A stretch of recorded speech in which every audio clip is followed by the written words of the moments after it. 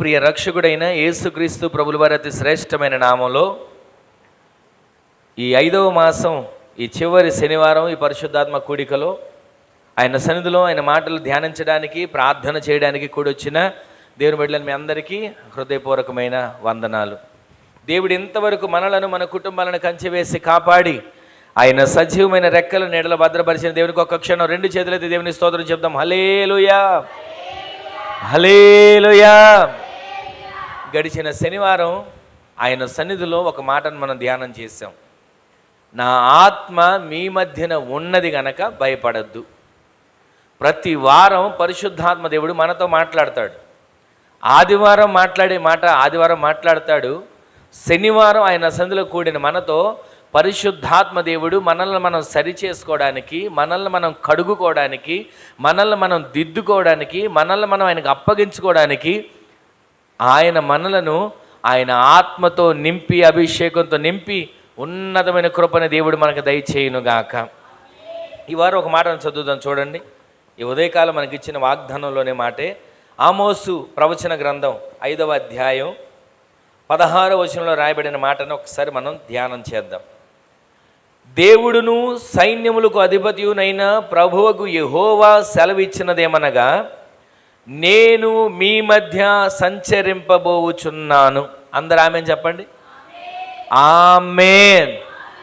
ఈ పరిశుద్ధాత్మ కూడికలో దేవుడు మనతో మాట్లాడుతున్న మాట, నేను మీ మధ్య సంచరింపబోచున్నాను. ఆమోసు ప్రవచన గ్రంథంలో దేవుడు ప్రవక్త ద్వారా మాట్లాడుతున్నాడు. అదే మాట ఈ రాత్రి గల సమయంలో ఈ పరిశుద్ధాత్మ కూడికలో పరిశుద్ధాత్మ దేవుడు మనతో మాట్లాడుతున్నాడు. ఒక మాట మీకు జ్ఞాపకం చేస్తా.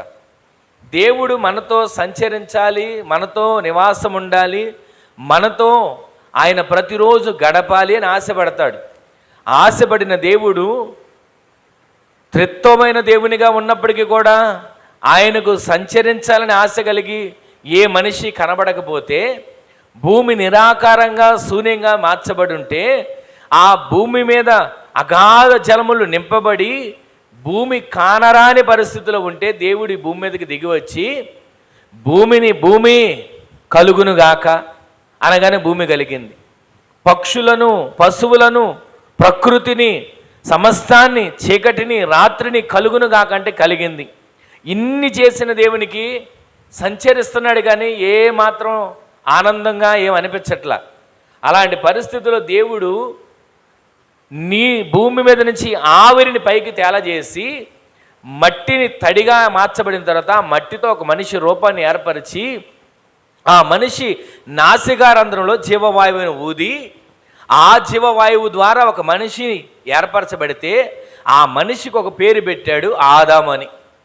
ఆయన సంచరించాలని ఇష్టపడే దేవుడు.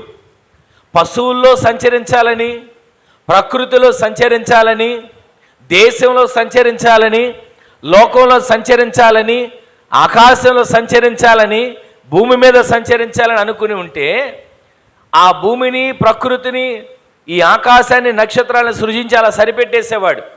కానీ సంచరించాలనుకున్న దేవుడు ఏమంటున్నాడు తెలుసా?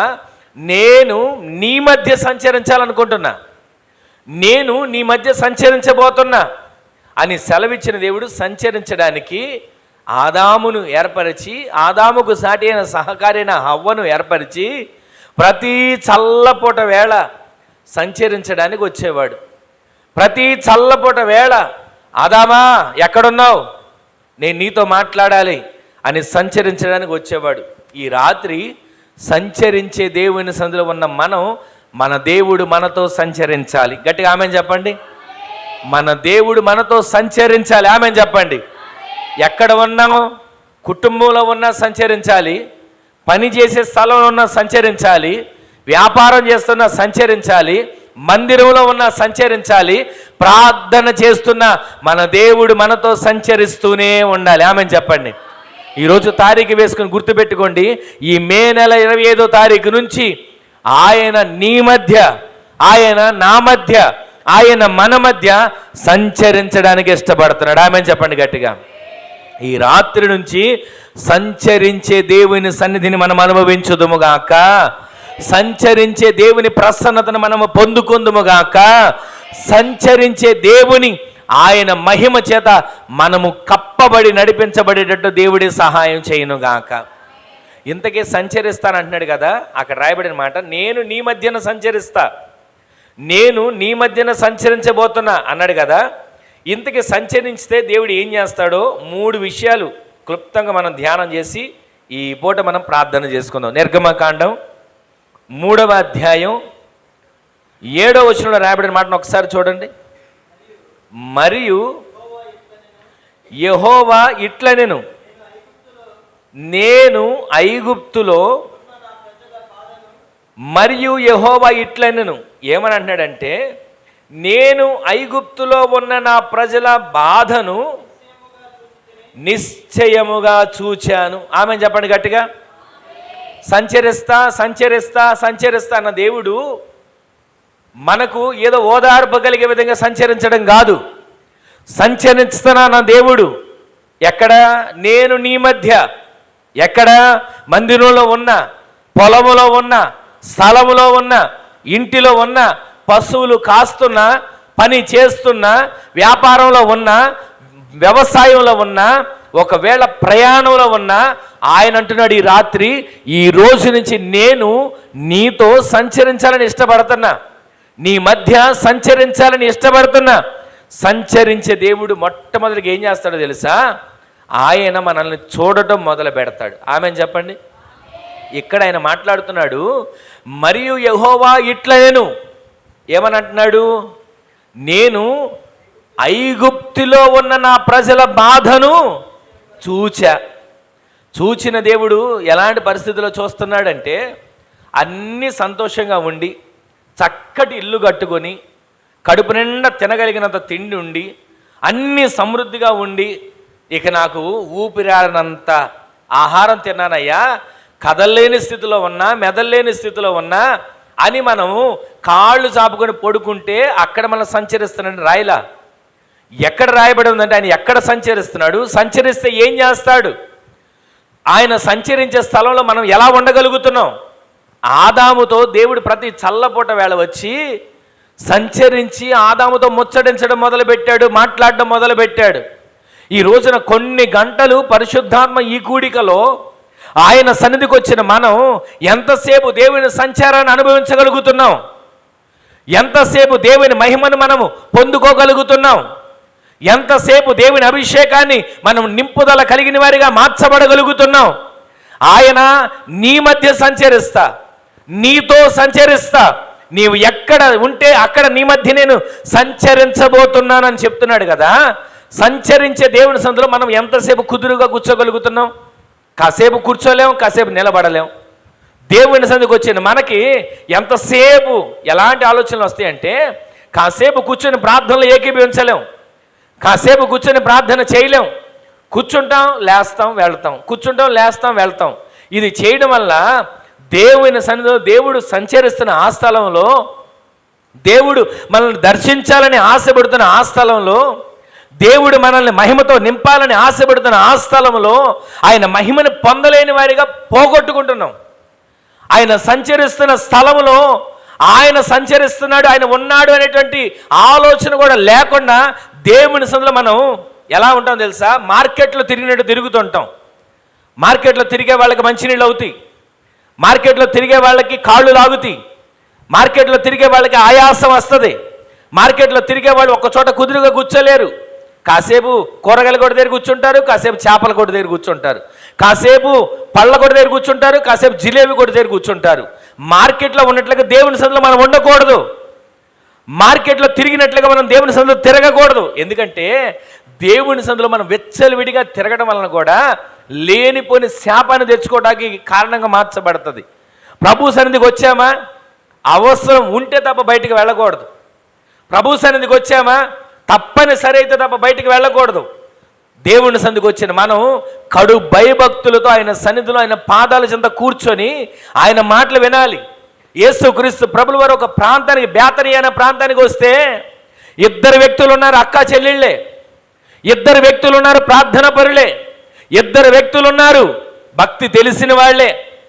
ఎక్కడున్నారు? ఒక వ్యక్తి ఎక్కడో వంటల దగ్గర, పనుల దగ్గర, కాలక్షేపం చేసే దగ్గర ఒక వ్యక్తి ఉంటే, ఒక వ్యక్తి మాత్రం యేసయ్య ఏమి మాట్లాడుతున్నాడా, నా దేవుని మాట వినాలి, నా దేవుని స్వరం వినాలి, నా దేవుడు చెప్పే ఆలోచన నేను గ్రహించాలి, నా దేవుని చెప్పే ఆలోచన నా హృదయంలో నా తలలో నాటబడి ఆ విధంగా నేను నడిపించబడాలని ఒక వ్యక్తి ఆయన పాదాల చెంత కూర్చుంది. పాదాల చెంత కూర్చున్న వ్యక్తిని చూసి ఆయన ఏమనలేదు, కానీ పనులు విస్తారమైన పనుల మీద పెట్టుకొని అటు ఇటు అటు ఇటు తిరుగుతున్న వ్యక్తిని చూసి పిలుస్తున్నాడు, మార్తా మార్తా, నీవు విస్తారమైన పనుల్లో క్షణం తీరిక లేకుండా బిజీగా ఉన్నావు, కానీ మరియా ఉత్తమమైన దాన్ని ఎన్నుకుని నా పాదాల చెంత కూర్చొని నా వాక్యాన్ని పెట్టింది. పనులు ఎప్పుడు ఉండేయే, ఆకలి ఎప్పుడు ఉండేదే, దాహం ఎప్పుడు వేసేదే, ప్రతి విషయానికి సమయం ఉంది. ప్రసంగం అంటాడు కదా, ప్రతి దానికి సమయము కలదు. తినడానికి ఒక సమయం ఉంటుంది, తాగడానికి ఒక సమయం ఉంటుంది, వెళ్ళడానికి ఒక సమయం ఉంటుంది, దానికి రావడానికి ఒక సమయం ఉంటుంది. కానీ ప్రతిదానికి దేవుని సంధికి వస్తామా, అప్పుడే మనకి మంచినీళ్ళు అవుతాయి. దేవుని సంధికి వస్తామా, అప్పుడే మనకి ఆకలేస్తుంది. దేవుని సంధికి వస్తామా, అప్పుడే వాష్రూమ్కి వెళ్ళాల్సిన పని వస్తుంది. దేవుని సంధికి వచ్చిన మనం కొన్ని గంటలు దేవునితో గడపలేకపోతే దేవుడు మన కోసం పరలోకం నుంచి దిగి వచ్చి ఇక్కడ మనతో మాట్లాడాల్సిన పని ఏంటి? మనము దేవుని సందులో నిర్లక్ష్యంగా ఉంటే, మనం దేవుని సందులో అశ్రద్ధగా ఉంటే, మనము దేవుని సందులో ఆయన మాట వినలేని వారిగా ఉంటే, ఆయన మన కోసం దిగి వచ్చి ఎలా మాట్లాడగలుగుతాడు? మన పట్ల కార్యాలు ఎలా చేయగలుగుతాడు? ప్రతి దానిలో వాక్యానుసారంగా మనం బ్రతకాలని దేవుడు కోరుకుంటున్నాడు. ప్రతి దానికి సమయం కలదు అని అదే ప్రసంగి గ్రంథకర్త అంటాడు, నీవు మందిరమునకు పోవునప్పుడు నీ ప్రవక్తను జాగ్రత్తగా చూసుకో అని అదే ప్రసంగి గ్రంథకర్త అంటాడు. ఈరోజు నీ మాటలు వింటున్న మన జీవితంలో ఆయన అంటున్నాడు, ఈ రాత్రి నేను నీ మధ్య సంచరించబోతున్నా, నీ మధ్య నేను సంచరించాలని ఆశపడుతున్నా. నీ ప్రవర్తన ఎలా ఉంది? నేను నీ మధ్య సంచరించాలని ఆలోచన కలిగి దిగొచ్చా. నీ ఆలోచన ఎలా ఉంది? నీ తీరు ఎలా ఉంది? నీ నడవడిక ఎలా ఉంది? నీకున్నటువంటి తలంపులు ఎలా ఉన్నాయి?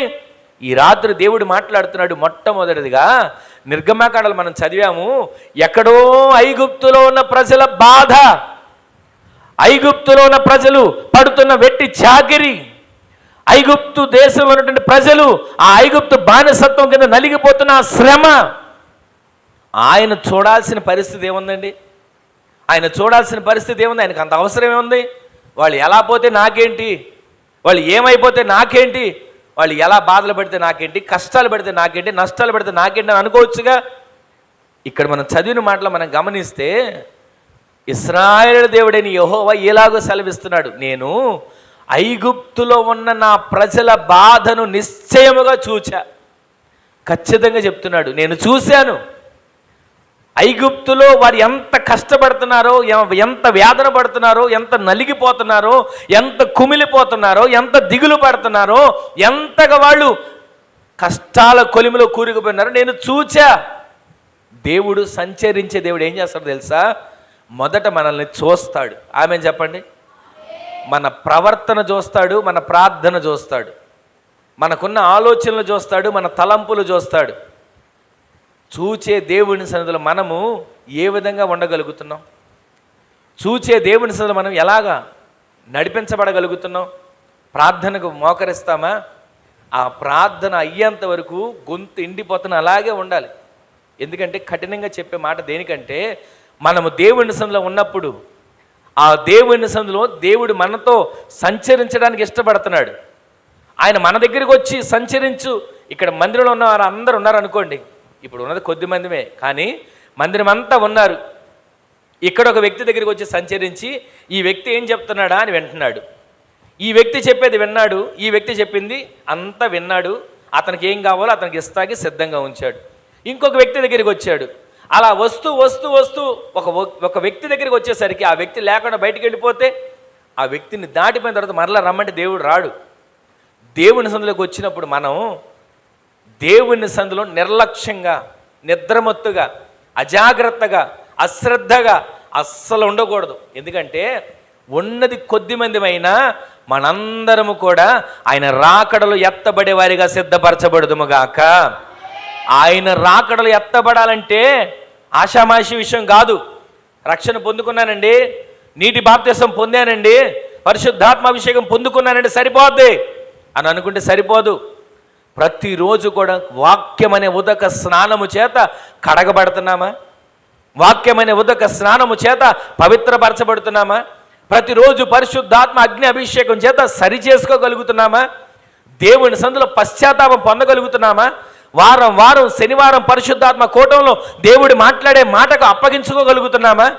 పరిశుద్ధాత్మ కూటంలో పరిశుద్ధాత్మ దేవుడు మనల్ని కడగాలని, పరిశుద్ధాత్మ కూటంలో పరిశుద్ధాత్మ దేవుడు మనల్ని దర్శించాలని, పరిశుద్ధాత్మ కూటంలో ఈ పరిశుద్ధాత్మ దేవుని శక్తి చేత మనం నింపబడాలని ఆశపడి వస్తున్నామా? అలవాటు క్రమంగా వస్తున్నామా? కనబడాలని వస్తున్నామా? ఏదో లేండి ఒక పూట వెళ్ళి కాసేపు దేవుని సందులో ప్రార్థన చేసుకుని వద్దామని వస్తున్నామా? ఏ విధము చేతనైనా ఆయన సన్నిధికి వచ్చిన మనము ఆయన సంచరించే స్థలంలో ఉన్నప్పుడు ఆయనకు మనల్ని అప్పగించుకునేటట్లుగా దేవుడు మార్చునుగాక. ఆయనకు మనం అప్పగించుకోవాలి. ఆయన సన్నిధిలోకి వచ్చిన మనం ఆయన సంచరిస్తున్నాడు. రోడ్డు మీద ఒక ఎమ్మెల్యే వస్తున్నాడంటేనే చేతులు కట్టుకొని ఉంచుంటారే, రోడ్డు మీద ఒక అధికారి వస్తున్నాడంటేనే రోడ్డు పక్కకు తప్పుకొని దారిస్తారే. మరి మనం దేవుని సన్నిధికి వచ్చాం, ఈ లోకంలోని అధికారి దగ్గరికి రాలా, ఈ లోకంలో ఉన్నటువంటి రాజకీయ నాయకుల దగ్గరికి మనం రాలా. పరిశుద్ధాత్మ దేవుడు సంచరించే స్థలం ఇది. మనుషులు కట్టిన గోడలే కావచ్చు, ఇది మనుషుల చేత నిర్మించబడిన ఒక నివాస గృహమే కావచ్చు, కానీ ఇది దేవుని చేత ప్రతిష్ఠించబడిన స్థలముగా, దేవుడు సంచరించే స్థలముగా ఆయన నామం పేరట ప్రతిష్ఠించబడింది. సొలొమోను గారు కట్టిన మందిరంలో ఒక మాట అంటాడు, ఇదిగో నా నామము పేరట ఇక్కడ మీరు చేసే ప్రార్థనల పైన నా మనస్సును నా కనుదృష్టి ఇక్కడ నిలిచుంది. ఆయన సంచరిస్తాడు, ఆయన దూతలు సంచరిస్తాయి, ఆయన మహిమ సంచరిస్తుంది, ఆయన ప్రభావం సంచరిస్తుంది, ఆయన రక్తము సంచరిస్తుంది, ఆయన మహిమ కలిగిన వస్త్రపు చెంగు సంచరిస్తుంది. సంచరించే స్థలంలో ఉన్న మనం ప్రతిరోజు కూడా ఆయనకు మనం అప్పగించుకొని ఆత్మపూర్ణులుగా మార్చబడి కృప దేవుడు అనుగ్రహించునుగాక. ఇక్కడ రాయబడిన మాట ఏంటో తెలుసా? సంచరించే దేవుడు చేసే కార్యం, మొట్టమొదటి కార్యం ఏంటంటే ఇశ్రాయేలుల కొలిమిలో ఉన్నటువంటి బాధను చూశాడు, వారి కష్టాన్ని చూశాడు, నలిగిపోతున్న ఇబ్బందులు చూశాడు, బానిసలుగా బ్రతుకుతున్న వాళ్ళ పరిస్థితిని చూశాడు. చూసిన దేవుడు ఏం చేస్తాడు? చూసి సరిపెట్టుకోడు. సర్లే కష్టాల్లో ఉన్నారు, ఒక 100 రూపాయలు ఇద్దాం, కష్టాల్లో ఉన్నారు ఒక 1,00,000 రూపాయలు ఇద్దాం, కష్టాల్లో ఉన్నారు ఏదో ఒక సాయం చేద్దాం అనుకోడు. కష్టాలు ఉన్న దేవుడు ఆయనే మన కోసం దిగి వచ్చి మన పట్ల ఆయన సంచరించి మన పరిస్థితులన్నీ అనుకూలంగా దేవుడు మార్చునుగాక. సంచరించే దేవుడు మనల్ని చూస్తున్నాడు, సంచరించే దేవుడు మనల్ని ప్రతిరోజు గమనిస్తున్నాడు. ఈ రోజైనా ఆలోచిస్తున్నామా? ఈ రోజైనా ఆలోచన కలిగి ఉంటున్నామా? ఏ రోజైనా దేవుని సన్నిధిలోకి వచ్చిన మనం, పరిశుద్ధాత్మ సన్నిధిలో ఉన్న మనం, పరిశుద్ధాత్మ కూడికలోకి వచ్చిన మనం సంచరిస్తున్న దేవుని సన్నిధిలో నేను యథార్థవంతుడిగా మార్చబడాలి, సంచరిస్తున్న దేవుని సన్నిధిలో నేను ఆత్మపూర్ణుడిగా మార్చబడాలి, సంచరిస్తున్న దేవుని సన్నిధిలో ఆయనకు నేను నిందారహితుడిగా కనబడాలి అని ఈ ఒక్కరోజైనా ఆశపడి వస్తున్నామా? ఈ ఒక్కరోజైనా ఆశపడి ప్రార్థన చేసుకుంటున్నామా? మనం చేసే ప్రార్థన ఆయన వింటాడు, మన ఆలోచనలు ఆయన గమనిస్తాడు, మన హృదయాంతర్భాగంలో ఏదుందో ప్రతిదీ క్షుణ్ణంగా పరిశీలించగలిగిన దేవుడు. ఆయన ఈ రాత్రి మాట్లాడుతున్నాడు, నేను మీ మధ్య సంచరించబోతున్నాను. ఇక్కడికి వచ్చేంతవరకు ఈ వాక్యాన్ని నేను సిద్ధపరచుకోవాలా. పరిశుద్ధాత్మ దేవుడు ఆ వాక్యాన్ని, ఈ దినాన్ని వాగ్దానాన్ని చూసిన తర్వాత, అయ్యా ఇది ఎలా మాట్లాడాలి ప్రభు అని అంటుంటే చాలా వాక్యాలు కనపడినాయి. కానీ సంచరించే దేవుడు మనతో ఉన్నాడు, సంచరించే దేవుడు మన మధ్యన ఉన్నాడు. మాట్లాడేది మనిషి కాదు, మాట్లాడుతున్న వినబడుతున్న స్వరం మనిషి స్వరము కాదు, పరిశుద్ధాత్మ స్వరము, పరిశుద్ధాత్మ ఆయన మాత్రమే మన మధ్యన సంచరించి కార్యాలు జరిగించునుగాక. మనం ఎంతమంది ఉన్నప్పటికీ కూడా ఎవరికి ఏ వాక్కు అవసరమో, ఎవరు ఏ వాక్కు కోసం ఎదురు చూస్తున్నారో ఆ వాక్కునే పరిశుద్ధాత్మ దేవుడు మాట్లాడునుగాక. ఆయన సంచరించే దేవుడు మొట్టమొదటిగా మనల్ని ఏం చేస్తాడో తెలుసా? మన బాధను చూస్తాడు. ఏ పరిస్థితిలో ఉన్నాం? కృంగిపోయి ఉన్నామో, కుమిలిపోతూ ఉన్నామో, గుండె నిండా వేదనతో ఉన్నామో, కన్నీళ్ళే అన్నపానాలుగా మార్చుకొని జీవిస్తున్నామో, కష్టపడుతున్నా కలిసి రాని స్థితిలో ఉన్నామో, ఎంత చదువుతున్నా ఎదగలేని స్థితిలో ఉన్నామో, ఎంత ప్రార్థన చేస్తున్నా జయము కలగని స్థితిలో ఉన్నామో, ఏ పరిస్థితుల్లో నలిగిపోతున్నామో. ఇశ్రాయేలు ప్రజలు ఆ ఐగుప్తు బానిసత్వంలో నలిగిపోతున్నప్పుడు ప్రార్థన చేసి ఉండరా? ప్రార్థన చేసే ఉంటారు. అయ్యా మా కష్టాలు ఎప్పుడు తీరతాయి, అయ్యా మా బాధలు ఎప్పుడు తీరతాయి, అయ్యా మా కన్నీళ్ళు ఎప్పుడు తొడవబడతాయి అని ప్రతిరోజు ప్రార్థన చేసే ఉంటారు. కానీ 430 సంవత్సరాల పాటు మన మూలపితరుడైన అబ్రహాము గారు చేసిన చిన్న పొరపాటు వలన శాపం వచ్చి, ఆ శాప ప్రకారంగా వాళ్ళు 430 సంవత్సరాలు బానిసలుగా మార్చబడిపోయారు. ఈ రోజున ఆ శాపం ఏ కుటుంబం మీద ఏలుబడి చేయకూడదని ఆత్మదేవుడు మాట్లాడుతున్నాడు. దేవుని సందులో నిర్లక్ష్యంగా ఉన్నాడు అబ్రహాము. బలిపీఠం కట్టాడు, పావురపు పిల్లలను తీసుకొచ్చాడు, ముక్కలు ముక్కలుగా ఖండించాడు. ఆ బలిపీఠం మీద పెట్టి ప్రార్థన చేయాలి, లేదా ఎదురు చూడాలి అగ్ని కోసం, లేదా అగ్నితో మండించి కట్టెలు ఆ నిప్పును తీసుకుని వెళ్ళాడుగా ఇస్సాకును తీసుకువెళ్ళినప్పుడు. అదే విధంగా ఆ బలిపీఠాన్ని మండిస్తే అది బూడిదైపోయేది, దేవుడు అంగీకరించేవాడు. కానీ అలా చేయకుండా ప్రార్థనలో నిద్రపోయాడు, బలిపీఠం దగ్గర నిద్రపోయాడు. బలిపీఠం దగ్గర ఒక చిన్న కునికే కదా అని వేశాడు. ఆ చిన్న పొరపాటే ఇశ్రాయేలు ప్రజలు 430 ఏళ్ళు బానిసలుగా మార్చబడిపోయారు. ఈ రోజున అందుకే దేవుని సందులో ప్రసంగి గ్రంథకర్త రాస్తాడు, నీవు మందిరమునకు పోయినప్పుడు జాగ్రత్త, ప్రవర్తన జాగ్రత్త, ఆలోచనలు జాగ్రత్త, మాటలు జాగ్రత్త, తలంపులు జాగ్రత్త, నీకొచ్చే ఊహలు జాగ్రత్త. దేవుని సందులోకి వచ్చిన ప్రతి ఒక్కరు కూడా ఉన్నంత సమయం దేవునితో మనము మాట్లాడుతూనే ప్రార్థన ద్వారా ఆయనతో మాట్లాడాలి. వాక్యము ద్వారా దేవుడు మాట్లాడతాడు. ఆ ప్రార్థన వాక్యము ద్వారా మన ప్రాణాత్మ దేహాలు తెప్పరిల్లునుగాక, ప్రాణాత్మ దేహాలు ఉజ్జీవించబడునుగాక.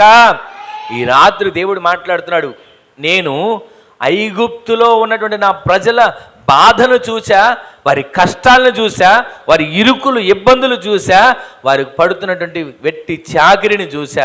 నేను వారిని విడిపించడానికి దిగి రాబోతున్నా. ఆమెను చెప్పండి. ఈ రోజున ఇక్కడున్న మనలో ఎవరు ఏ సమస్యలు ఉన్నామో ప్రతిదీ దేవుడు చూస్తున్నాడు. ఎందుకంటే ఆయన అంటున్నాడు, నేను నీ మధ్య సంచరించబోతున్నా. సంచరించే దేవుడు మాట్లాడుతున్నాడు, మన బాధను ఆయన చూశాడు. ఆమెను చెప్పండి. ఇక్కడ ఉన్న మీలో ఎవరు ఏ బాధలో ఉన్నారో నాకు తెలియదు, నేను ఏ బాధలో ఉన్నానో మీకు తెలియదు, కానీ మన బాధలను ఆయన చూచాడు. ఆమెను చెప్పండి. మన బాధను ఆయన చూచాడు. ఆమెను చెప్పండి. చూసిన దేవుడు ఊరికే ఊరుకోడు. బాధలలో నుంచి మనల్ని విడిపించి ఉన్నతమైన స్థితిలో దేవుడు మనల్ని నిలబెట్టునుగాక. ఈ చరిత్ర చెప్పుకుంటూ పోతే చాలా ఉంది. తర్వాత ఆయన చూసి ఏం చేశాడో, ఆ ఇశ్రాయేలు ప్రజలను ఎలా విడిపించాడు, ఇదంతా మనకు తెలిసిన చరిత్రే. అయితే ఇప్పుడు రెండో మాట మీకు జ్ఞాపకం చేస్తాను. అదే నిర్గమకాండం 3వ అధ్యాయంలో మరొక మాట చదవండి, 4వ వచనం చదవండి.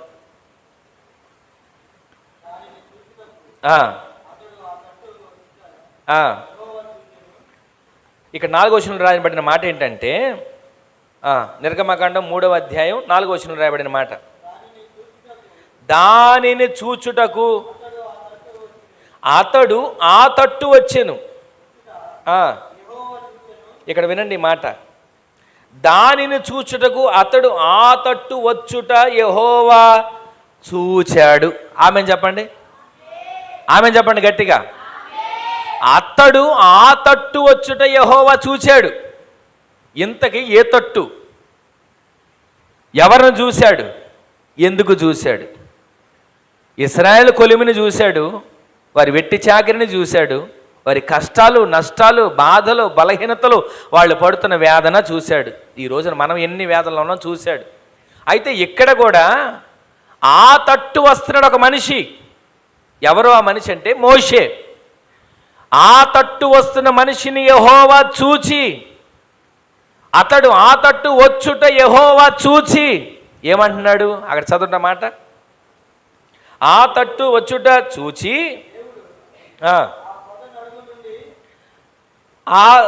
ఆ తట్టు వచ్చుట 4వ వచనంలో మరొకసారి చదువుదాం. చూచుటకు, దానిని చూచుటకు అతడు తట్టు వచ్చుట యెహోవా చూచెను. దేవుడు ఆ పొద నడుమ నుండి మోషే మోషే అని అతనిని పిలిచాడు. అందరు గట్టిగా ఆమేన్ చెప్పండి. రెండవది, దేవుడు చూచి ఏం చేస్తాడో తెలుసా? మాట్లాడతాడు. ఆమేన్ చెప్పండి గట్టిగా. ఆయన నేను నీ మధ్య సంచరించబోతున్నాను అంటున్నాడు మూలవాక్యంలో. మొట్టమొదటి మాట మనం ధ్యానం చేస్తున్న మాట ఏంటంటే, ఆయన ఇశ్రాయేలు ప్రజలు పడుతున్న వెట్టి చాకిరి, శ్రమ, నలగగొట్టబడుతున్న తీరు, ఆ ఫరో చేతి కింద ఎలా నలిగిపోతున్నారో, పిల్లలు మొదలుకొని వృద్ధాప్యులు ఉన్న వారి వరకు ఎంతమంది ఉన్న వారందరూ కూడా ఏ విధంగా వెట్టి చాకిరిలో నలిగిపోతున్నారో ఆ తట్టు చూశాడు. అయితే చూచిన దేవుడు చూచినట్టే ఊరుకోలా, చూచిన దేవుడు చూసినట్టే సరిపెట్టుకోలా, వెంటనే మాట్లాడడం మొదలుపెట్టాడు. ఏమని? మోషే మోషే, ఇదిగో నా స్వరాన్ని విను, నా మాటను విను, నేను చెప్పేది ఆలకించు.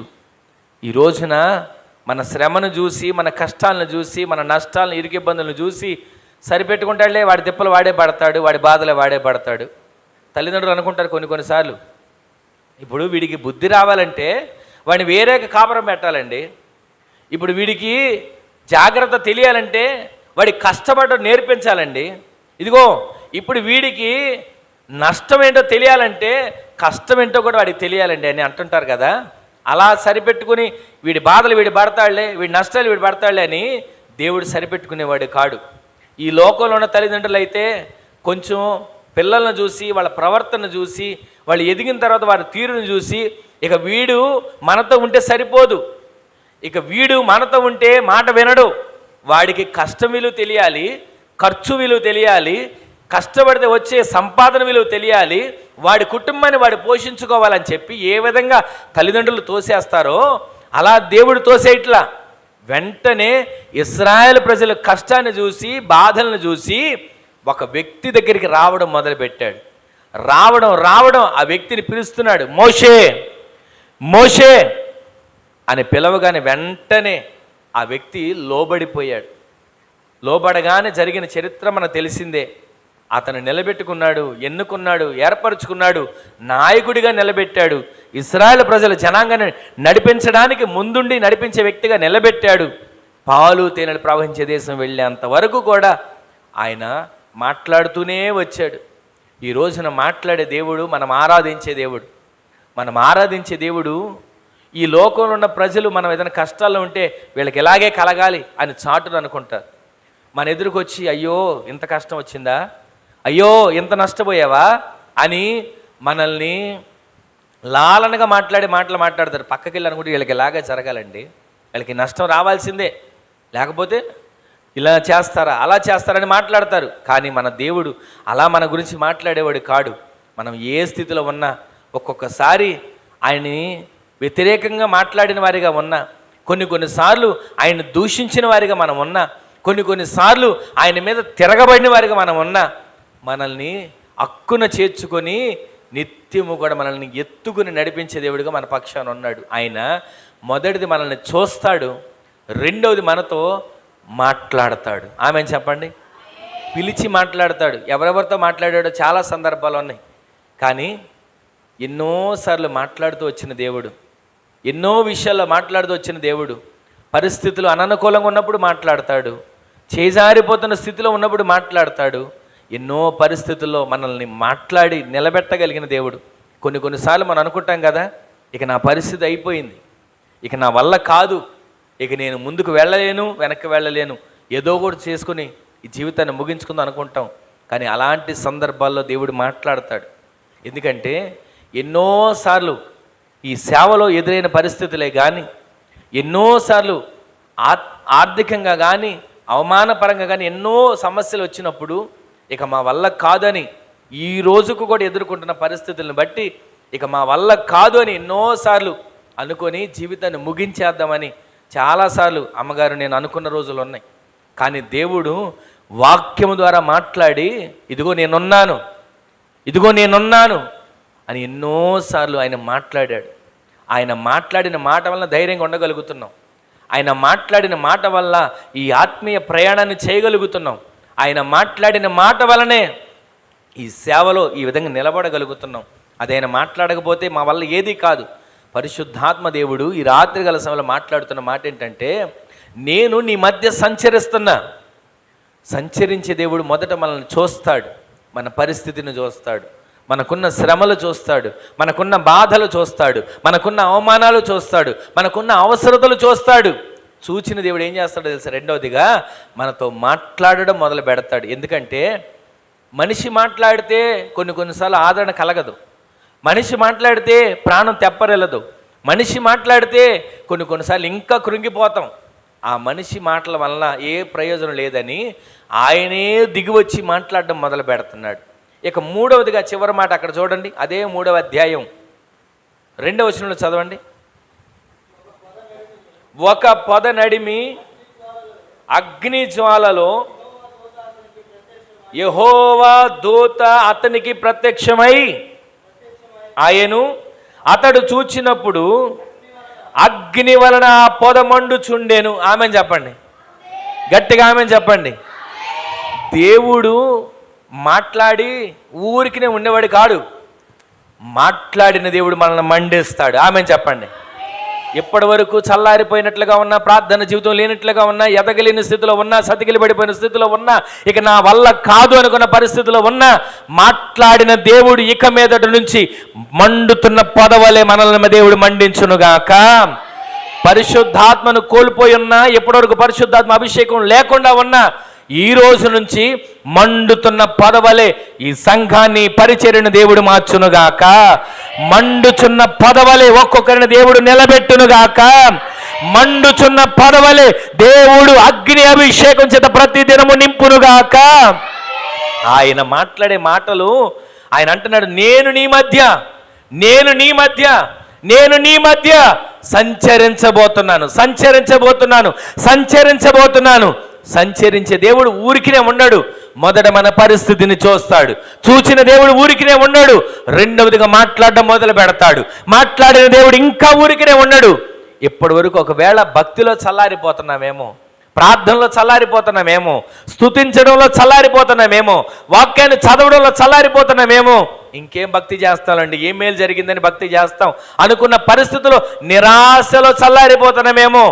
మండుతున్న పొదలో నుంచి మాట్లాడిన దేవుడు అదే మండుతున్న పొదగా సంఘాన్ని దేవుడు సిద్ధపరచునుగాక.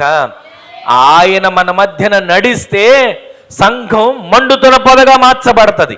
ఆయన మన మధ్య నడిస్తే సంఘం దేదీప్యమానంగా వెలుగుతున్న పొదగా మార్చబడుతుంది.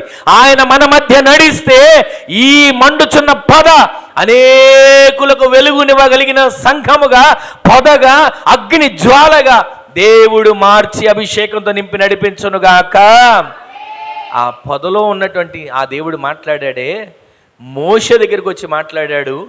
ఆ దిగి వచ్చిన ఇశ్రాయేలు ప్రజల్ని ఆయన చూచాడు, వారి శ్రమను చూశాడు. ఈ రోజున ఆయన సన్నిధిలో ఉన్న మనల్ని దేవుడు చూస్తున్నాడు.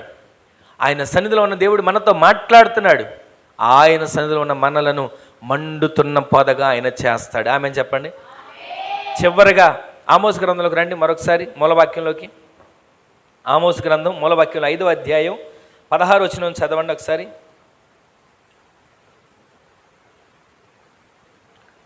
దేవుడును సైన్యములకు అధిపతియునైన ప్రభువు యెహోవా సెలవిచ్చినదేమనగా, నేను మీ మధ్య సంచరింపబోచున్నాను. ఇప్పుడు పేజీ తిప్పి 1వ అధ్యాయం 2వ వచనం చదువుతున్నాను చూడండి.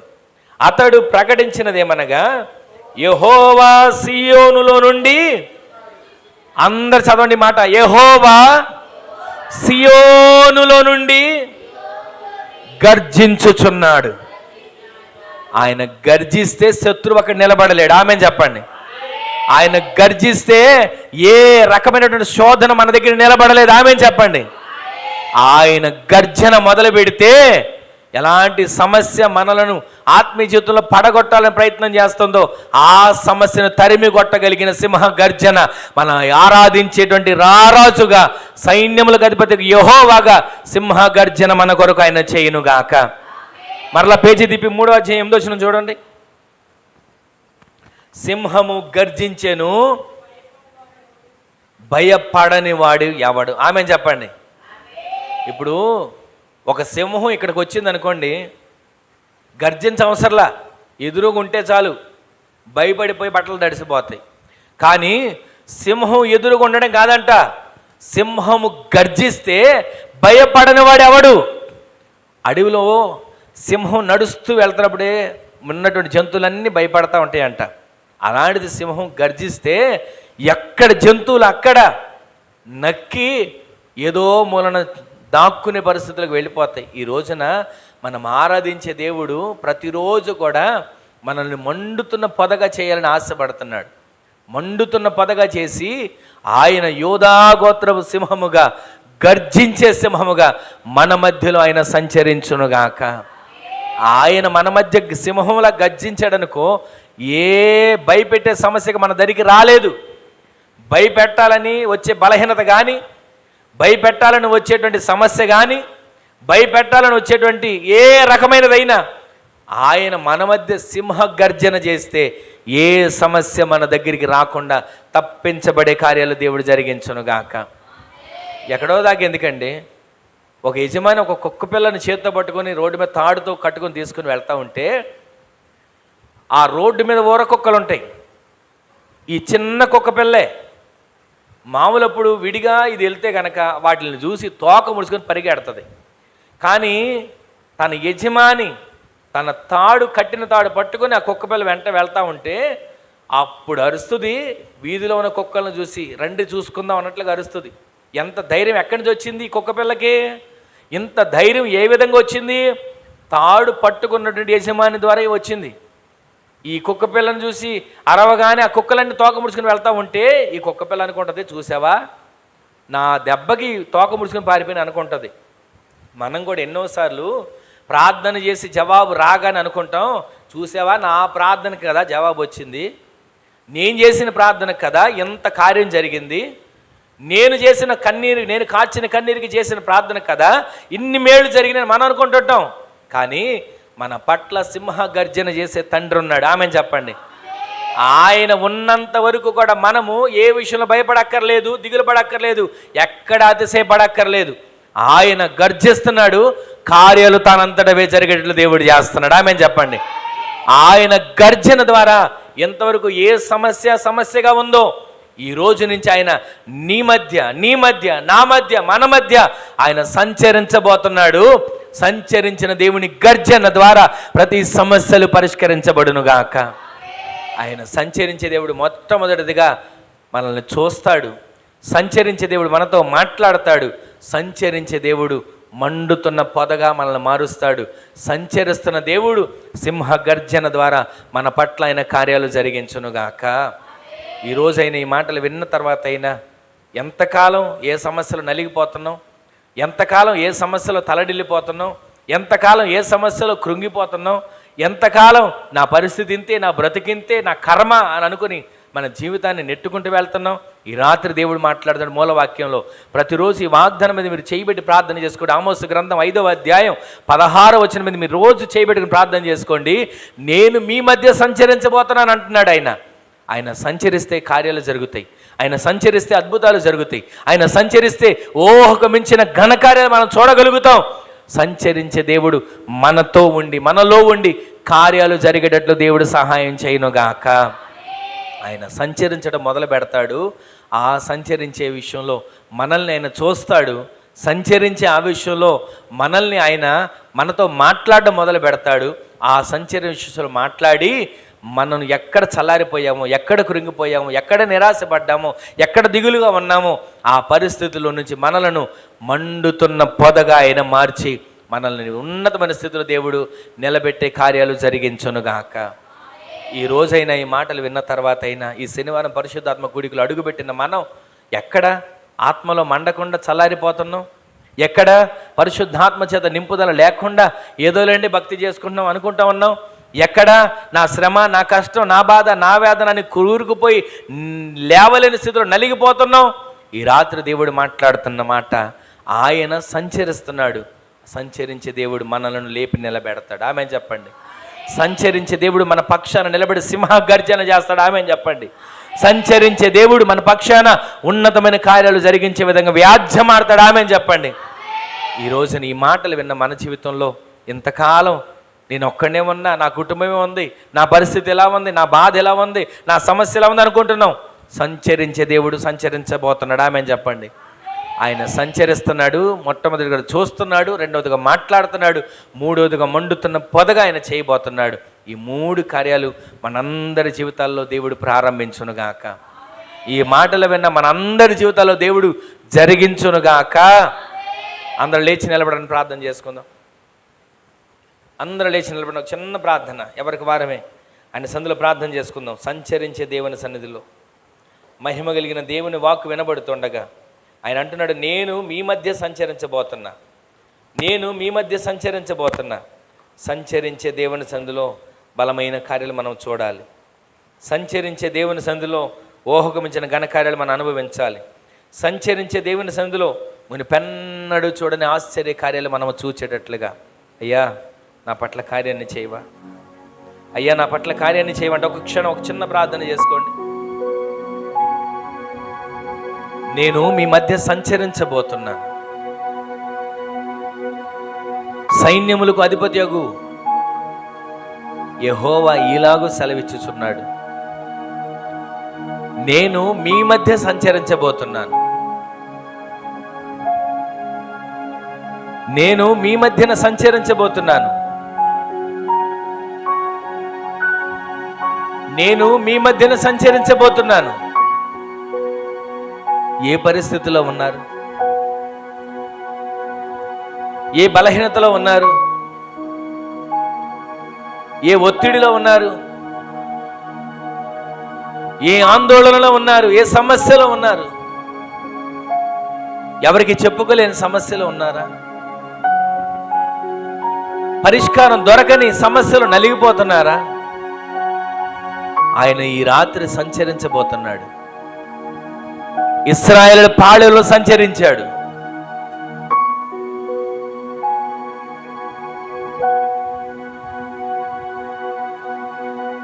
పరిశుద్ధపరచడానికి సంచరించాడు.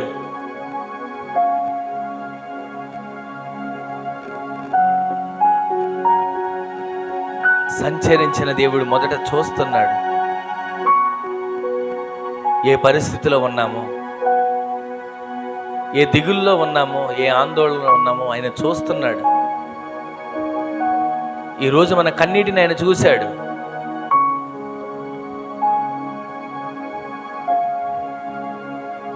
ఈ రోజున ఆయన మన ప్రార్థనను చూశాడు, విన్నాడు.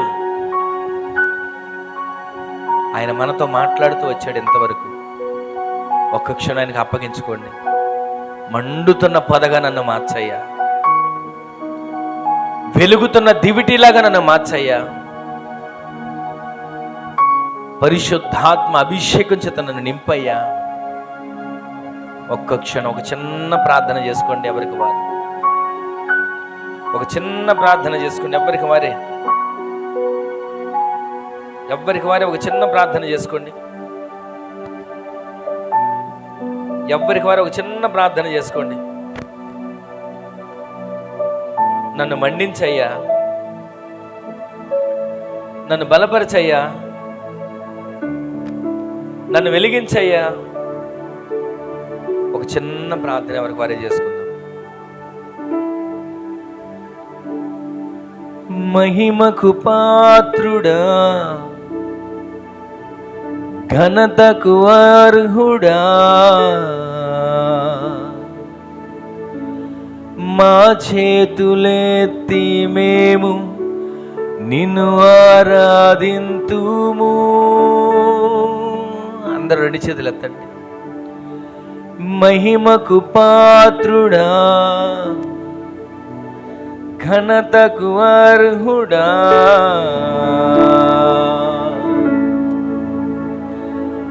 మా చేతులెత్తి మేము నిన్ను ఆరాధింతుము. మహోన్నతుడా,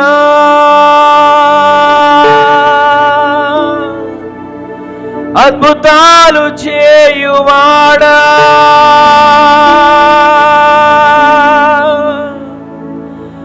నీ వారు ఎవరు?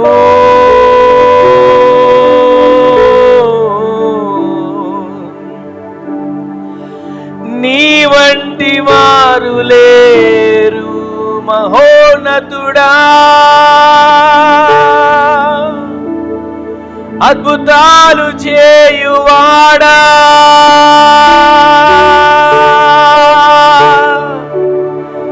నీ వంటి వారు ఎవరు?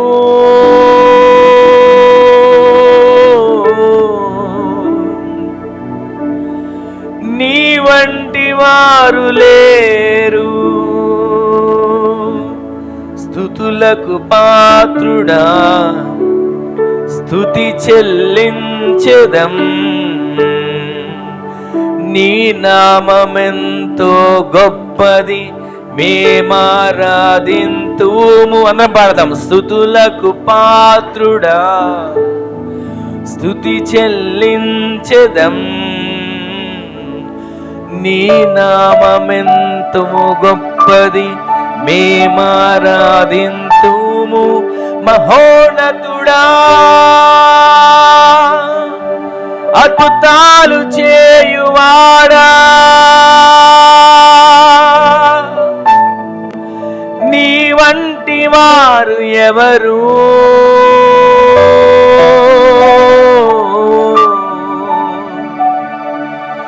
నీ వంటి వారు లేరు మహోన్నతుడా,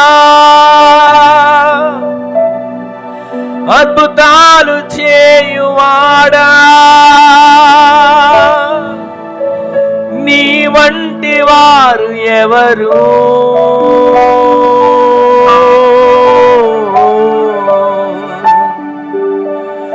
నీ వంటి వారు లేరు. అద్వితీయ దేవుడా, ఆది సంభూతుడా, మా కరములను జోడించి మేము మహిమ పరచెదము. అద్వితీయ దేవుడా, ఆది సంభూతుడా, మా కరములను జోడించి మేము మహిమ పరచెదము. మహోన్నతుడా,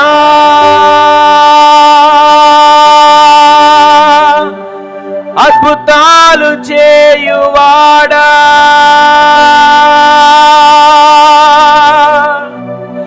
నీ వంటి వారు ఎవరు?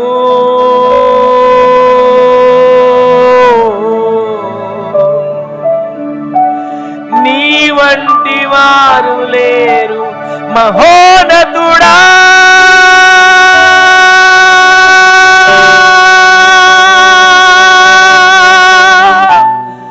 మహోన్నతుడా,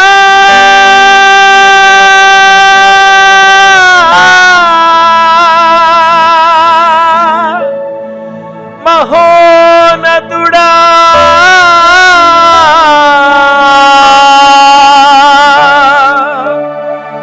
మహోన్నతుడా,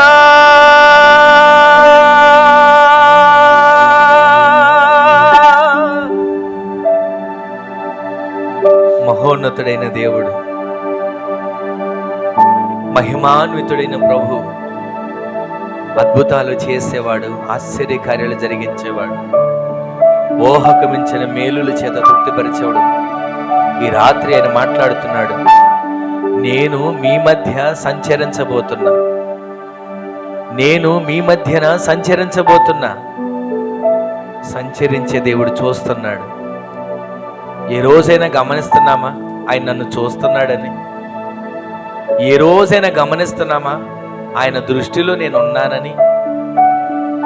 ఆయన మనల్ని చూసే దేవుడు, మనతో మాట్లాడే దేవుడు. ముఖాముఖిగానైనా మాట్లాడగలడు, మనసు విప్పైనా మాట్లాడగలడు. ఆయన మాట్లాడే మాట మన ప్రాణ ఆత్మ దేహాలకు జీవంగా దెబ్బరిల్లేటట్లుగా మార్చగలిగింది. ఆయన మాట్లాడుతూ మాత్రమే కాదు, మండుతున్న పొదగా మనల్ని చేయాలని కోరుకుంటున్నాడు. ఒక్క క్షణము నేను మండుతున్న పొదగా మార్చబడాలి, నా కుటుంబం మండుతున్న పొదగా మార్చబడాలి, నా బిడ్డలు మండుతున్న పొదగా మార్చబడాలి, నా సంఘం మండుతున్న పొదగా మార్చబడాలి అని ఒక చిన్న ప్రార్థన మీరు చేసుకోగలిగితే గర్జన మొదలవబోతుంది. గర్జించు సింహంలా ఆయన నీ సమస్యను తరిమి కొట్టడానికి ఆయన రాబోతున్నాడు. ఈ రాత్రి ఆయన మాట్లాడిన ప్రతి వాక్కును బట్టి ఒక క్షణం తీర్మానంతో ప్రార్థన చేసుకుందాం. మహిమగల తండ్రి, మరొకసారి మీ పాదాల చెంతకు చేరుతున్నామయ్యా, కృపతో జ్ఞాపకం చేసుకోండి. ఎంత తేటగా మీరు మాట్లాడుతూ వచ్చారు. మీ మాట ద్వారా మేము ఎంతగా బలపరచబడ్డానికి కృప చూపించారు కదయ్యా. మా మధ్యన ఎవరు లేరు, ఒంటరిగా ఉన్నాం. మా మధ్యన ఎవరు లేరు, దిక్కుతోచని పరిస్థితిలో ఉన్నాం. మా మధ్యన ఎవరు లేరు, కష్టాల కొలిమిలో నలిగిపోతున్నాం అని మేము కుమిలిపోతున్న పరిస్థితుల్లో నేను మీ మధ్యన సంచరించబోతున్నానని ఈ రాత్రి ఎంత తేటగా మీరు మాట్లాడిన ప్రతి వాక్కు కొరకు నీకు వందనాలయ్యా. మీరు సంచరిస్తే మమ్మల్ని చూస్తున్నారని, మీరు సంచరిస్తే మాతో మాట్లాడుతున్నారని, మీరు సంచరిస్తే మేము మండుతున్న పొదగా మార్చబడడానికి సహాయం చేస్తున్నారని ఆశతో ఎదురు చూసిన బిడ్డలందరి జీవితాల్లో కార్యాలు జరిగించండి. నా జీవితాల్లో, మా జీవితాల్లో మేము మునిపెన్నడూ చూడని కార్యాలు జరిగించడానికి సహాయం చేయండి. కృపతో జ్ఞాపకం చేసుకోనండి. ఈరోజు ఆరాధనలో పాలుపంపులు పొందిన ఈ పరిశుద్ధాత్మ కుడికలు అడుగుపెట్టిన బిడ్డలందరినీ పేరు పేరున దీవించండి. చిన్న పెద్ద ప్రతి ఒక్కరిని పేరు పేరున ఆశీర్వదించండి. మరొకసారి రేపటి దినాన్ని జరగబోతున్న ఆరాధన కొరకు ప్రార్థిస్తున్నాం. మహిమకరంగా జరిగించండి. ఘనత, మహిమ, ప్రభావాలు మీకు ఆరోపిస్తూ మంచి వాతావరణం అనుగ్రహించండి. కార్యాలు చేసి మీరు మహిమను పొందండి. చేతులకు అప్పగించుకుంటూ స్తుతి చెల్లిస్తూ నజరేయుడని యేసుక్రీస్తు పరిశుద్ధమైన శక్తి గల నామంలో స్తుతించి ప్రార్థించి అడిగి వేడుకొని పొందుకొని ఉన్నాము తండ్రి. ఆమేన్, ఆమేన్, ఆమేన్. మన తండ్రి అయిన దేవుని యొక్క ప్రేమ, కుమారుడైన ప్రభు అయిన యేసుక్రీస్తు వారి యొక్క కృప, మహాకనికరం, పరిశుద్ధాత్మ దేవుని యొక్క అన్యోన్య సహవాసమైన సన్నిధి ఇప్పుడును ఎల్లప్పుడును మనకును మనవలే ప్రార్థించే సకల పరిశుద్ధులకును ఈ దినాన సన్నిధులు అడుగుపెట్టిన ప్రతి వానికిని వాని కుటుంబాలకును రేపటి దినాన జరగబోతున్న ఆరాధనకు పరిచర్యకు కృప సదాకాలం సమృద్ధిగా తోడయ్యుండునుగాక. ఆమేన్. హల్లెలూయా, హల్లెలూయా, హల్లెలూయా. అందరికీ వందనాలు. ప్రభు మిమ్ములను మీ కుటుంబాలను ఆశీర్వదించునుగాక. ఆమేన్.